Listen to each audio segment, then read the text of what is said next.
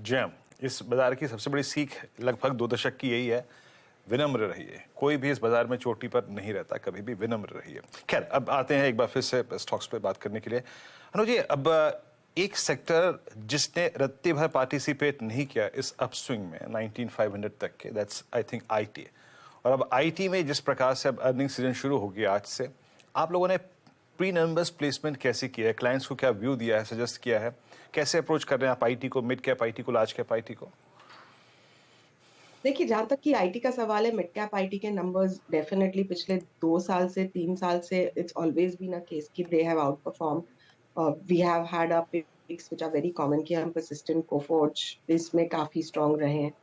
But जहां तक कि लार्ज कैप आईटी का सवाल है, अगले 2 क्वार्टर भी हम यही सोच रहे हैं कि ये नंबर्स वीक टू, जो एक्सपेक्टेशन है वो ऑलरेडी सबकी वीक हो चुकी है। अब यहाँ पे पिछले क्वार्टर हमने इन्फी को देखा था एक नेगेटिव सरप्राइज देते हुए। Not that I have any inkling की नंबर्स क्या आएंगे, बट अगर मैं चार्ट्स को देखूं तो मुझे टीसीएस में भी कंफर्ट नहीं आ रहा है। और जब तक, अगर आप मेरे को इंडेक्स की बात करें, तो जब तक आपका आईटी इंडेक्स रियली 31,000 नहीं क्रॉस करेगा, अ, वो ओवरहैंग जो है वो नहीं निकलेगा। और 10% आईटी का मूव आने में मुझे लगता है शायद साल भर लग के ऊपर लग जाए। तो मुझे निफ्टी आईटी में अभी भी कोई बहुत बड़ी उम्मीद नहीं है, सिर्फ एक चैनल मूवमेंट करता रहेगा।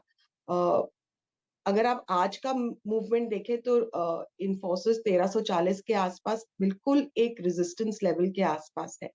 तो अगर रिजल्ट अच्छा हुआ तो स्क्वीज डेफिनेटली आएगा, बट क्या उसको टीसीएस सपोर्ट देगा will be the big question on whether the whole sector can move, because weightage of the index is only in majorly in these two.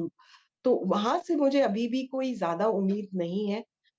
In fact मेरे ख्याल से अगर 1400 के आसपास इन्फोसिस निकल गया तो काफी लोग जो फंसे हुए हैं या जिनको एग्जिट नहीं मिला है, वो शायद इसमें से उस समय वॉकआउट करें, बिकॉज ग्रोथ अभी भी वहां पे 7 से 8% ही है। और आपको अगर डोमेस्टिक कंपनीज में 12 से 15% ग्रोथ मिल रही है, आपको एचडीएफसी बैंक जैसा कंपनी 17-18%, जबकि उसने गाइडेंस खराब की है इस बार उसने भी, बट अगर वहां पे आपको 16% 15% ग्रोथ भी मिल रही है, तो आप 8% की ग्रोथ के ऊपर डेफिनेटली स्विच आउट करेंगे। तो आई थिंक वहां पे अभी भी ओवरहैंग है, और आई थिंक रहेगा थोड़े टाइम।